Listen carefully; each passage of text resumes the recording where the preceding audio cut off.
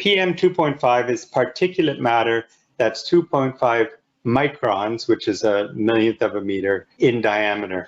So these are numbers that are hard to explain, so we bring out the hair diagram here. That ugly gray thing in the graphic is a human hair. And if you want to work along with us, you could just yank one out of your head to compare it to this scale here. So PM10, like a hair is somewhere in the order of 50 to 70 microns in diameter. That's pretty small. The PM10, which is a larger size of particles that some people measure, you can see there's 5 or 6 of them that fit in the width of a human hair. And we're measuring something in the order of PM 2.5. And if you look, those little red dots are within that, there's 4 of them within that blue dot, right? So they're tiny compared to a human hair. And the smallest measurement that we do is half a micron, so which is a fifth the size of any of the red dots. So basically what we're saying is we're measuring particles which are way smaller than the diameter of a human hair. You can't see them. And that's the beauty of this instrumentation, because things that you cannot see, which may be hurting your health, we can measure with a low-cost monitor. We are using the Dylos 1700, and we'll go into some of its characteristics.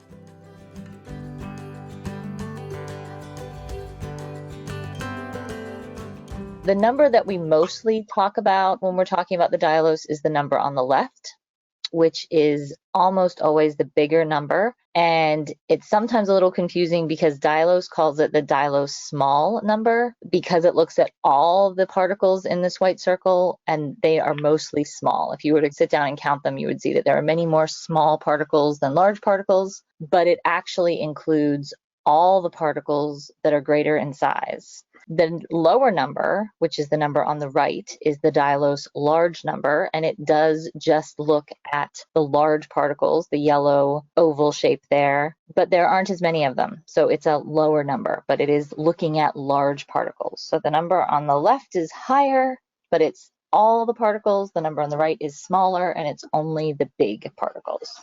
So we are hopefully going to make the invisible visible. The Dylos holds about 1 week of data, which is why we have to download everything off the Dylos, and then you upload it to us each week. One Friday to the next Saturday is probably fine, but it basically holds a week of data. Most of you have 3 Dylos, which we call the O, the I, and the R. So the O is outside, the I is inside, whatever you call your main living area. In our house, it's the dining room. In some houses, it's probably, open plan living, dining. Wherever you all spend the most time is where we want that one. And then the roamer is usually in the bedroom. It really needs to be in an occupied bedroom, ideally, but talk to us if you have issues with light or noise or anything else. So for the outdoor location, we want this not in contact with rain or splashback from rain or, God forbid, any flowing water, like if puddles build up in your patio or something like that. We want to keep it away from any sources of water. And now that it's getting into the winter, probably snow as well. Snow obviously can blow around and get in it here and there, but any significant source of snow or precipitation like that is not good. So some general guidelines, we put it about 1 foot to 3 feet off the ground. Could be a little bit higher than that if you want to. Somewhere in roughly the breathing zone, and we want an overhang or something covering it. So we've seen people do like clothes baskets upside down with some sort of cover over it. We've seen picnic tables with a shower curtain or a vinyl drop cloth over it. Milk crates with some sort of roof over it. Yeah, basically we just don't want it to get waterlogged or even really much contact with water, sun drenched, because that can affect how the monitor operates, like any electronic device. We just want to keep it safe and dry, pretty much. And just make sure that you've taken care of any electrical safety issues with your outdoor monitor. So interpreting Dylos numbers, if you just are totally overwhelmed or freaked out by the numbers that you're seeing on the front and can't remember what we've said, you can always just turn your Dylos around. And on the back, there's this little gray silver label, and it looks exactly like the one in the picture. And it sort of tells you the scale that the Dylos Corporation has for the numbers. And we just want to tell you not to get too freaked out if you see numbers much greater than 3,000. It is not unusual when cooking bacon or stir frying or inadvertently burning something to see numbers that are way, way, way, way, way, way higher than 3,000. 20, 30, 40, 50,000 are not unusual. If you can, just sort of note down what caused that high number and maybe think about how long it's going to take it to get back down below 3,000. So the scale is straight from the manufacturer. It is not at all health-based, but it does give you an idea, and we have seen that play out a lot in what we've seen. If you want to check out the website or check out the Dylos 1700, feel free to check that link. And this does tend to correlate with air quality. You see everything from green to a purple, like the purple air site. So usually if it's fair, it's yellow. So there is a lot of correlation between this and others, but it's just not calibrated as a health-based standard. So the Dylos controls and numbers, there are 3 numbers on the front. The left hopefully looks a little bit like that picture. It will turn it on and off, and it auto sets. When you turn it on, it will be in continuous mode. The middle button is the mode button, and it lets you scroll through settings, pick whether you want to look at minute, hour, or day, look at the time, clear data, things like that. The right button is the select button, and it lets you select, as you've gotten to it with mode, which thing you're going to play with and change things like the date and the time, or select to clear the data. So the first step in setup is just to make sure the power cord is well seated into the device, into the hole on the left as you look at the front, and make sure it's pushed in pretty well. The adapter plug, as you can see, is kind of a hog, so feel free to use the 1-foot extension if you need it. And the Dylos has this odd little button on the right of the front on the side, so it has a battery switch. Pushed in at the top means that you can charge the battery, but it doesn't charge when it's turned on. So if you can see numbers on the screen, the battery cannot be being charged. When you're monitoring, it still needs to be pushed in at the top. If you're transporting it or sending it back to me, please push it in at the bottom. It needs to be plugged into power when monitoring. It only has several hours of battery power at most.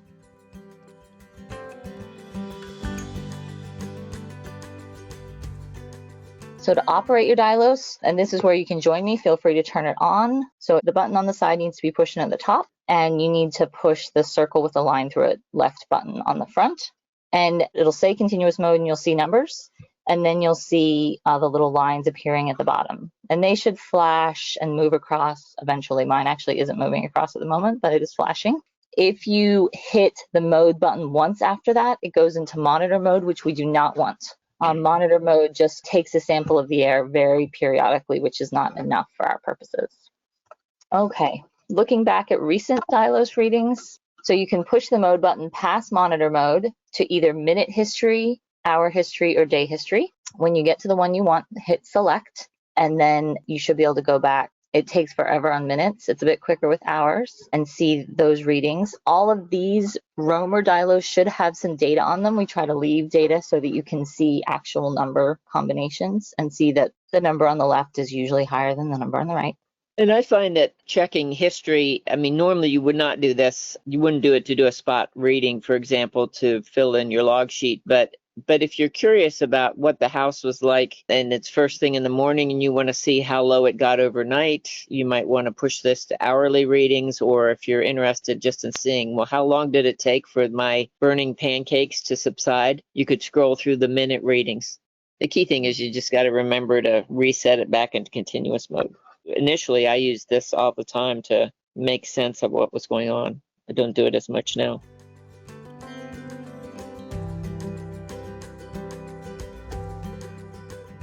And then after the history, the next one is date time mode.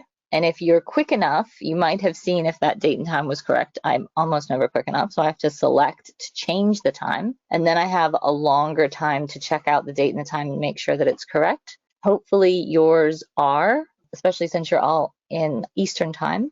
But if either the date and time are not correct, you change them by scrolling from one thing to the next with mode, and then select goes up only within the given category of month, day, year, or hour, or minute. So it can take a while if you have to go in a circle.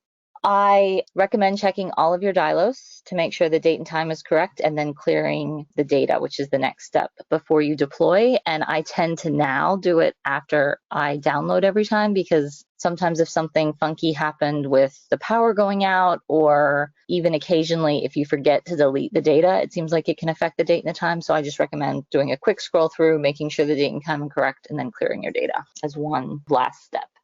So to clear your history, you're going to push the mode button one more time after the date time thing, and it'll say clear history question mark, and then you push select. It will say history cleared, and it will automatically go back to continuous mode without you doing anything else. And you want everybody, even if somebody already has the equipment set up, you want them to do this check and clear the data and start right now, right? Yes, especially on the roamer. But yes, I think our data cruncher would probably clear any data before yesterday as a matter of course anyway. But yes, you should definitely clear data.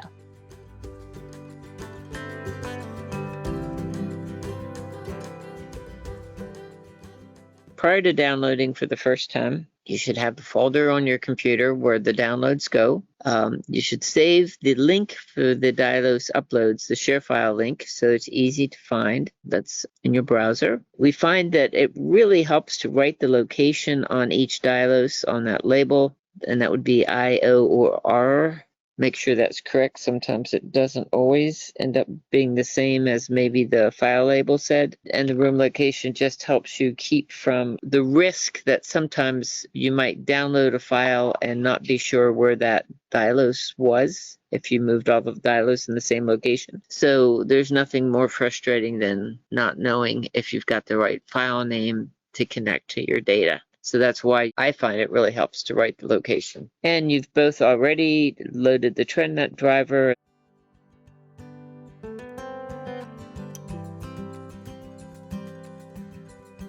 So file naming is important because that's how we connect you, where your monitor is, and the data. First cohort, we didn't have a file naming protocol. And we learned very quickly that you absolutely need it. That was 49 cohorts ago. So the file name always leads with a site ID, and that normally would be your initials, and everything you give us should have this same site ID. The second thing would be your equipment location code. So was that data taken in the indoor location, the roamer location, or the outdoor location? The third thing would be your equipment ID. This gives us an extra check that passes the logic test that the Dylos is in the indoor location.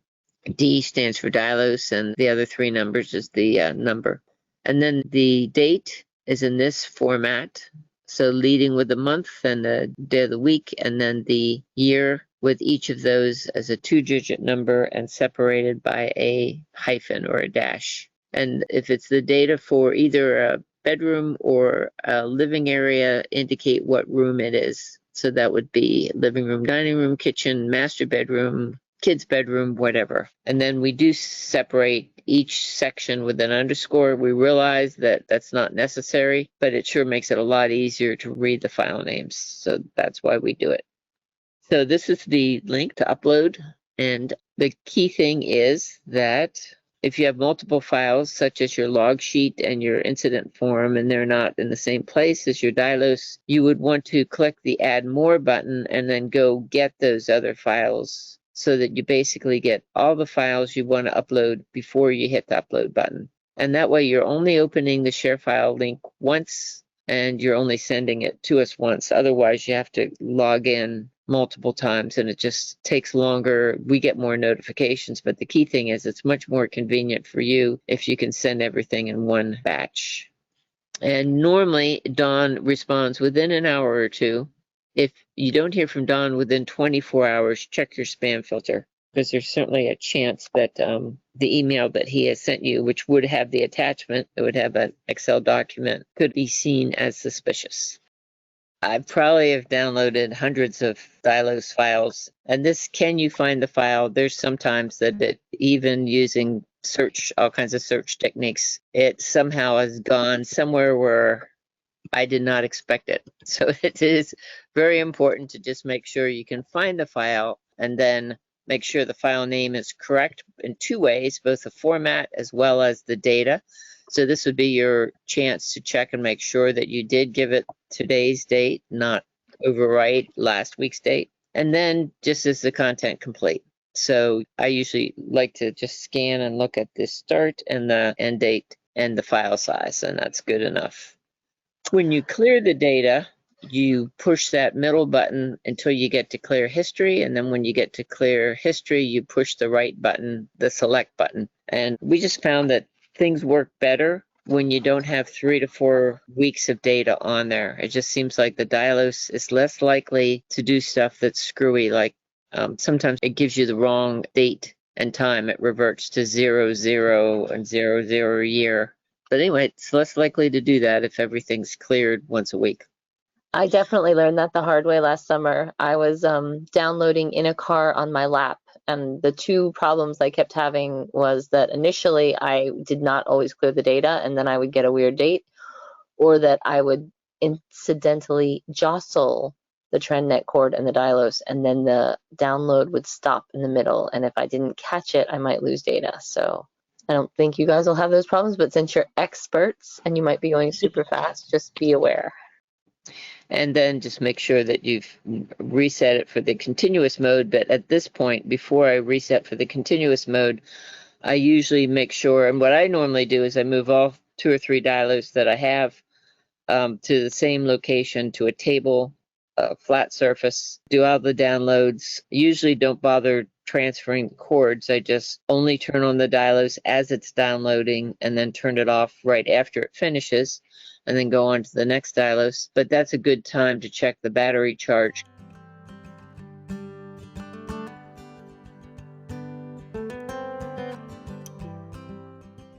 It's going to tell you the battery charge when it's not plugged in. It'll give you these bars. And again, what we found is that it's more reliable, more consistent if it's got 3 to 4 bars. And sometimes, even though it's plugged in continuously, so you wouldn't think it would drain the battery at all, sometimes the battery will drain over time while it's running or not running, even if it's plugged in.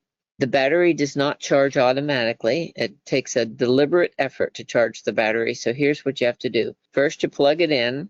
Secondly, you turn the monitor off, so you cannot monitor at the same time you're charging the battery. So push this button so that you don't see flashing lights and you're not in the continuous mode, and then make sure that the battery button on the right is pushed in at the top. And you want that battery button to be pushed in at the top all the time that you're monitoring over the course of the cohort, because if there is a power interruption, it'll keep going for another, some cases 3 or 4 hours, but definitely an hour or two. So that way you won't lose data.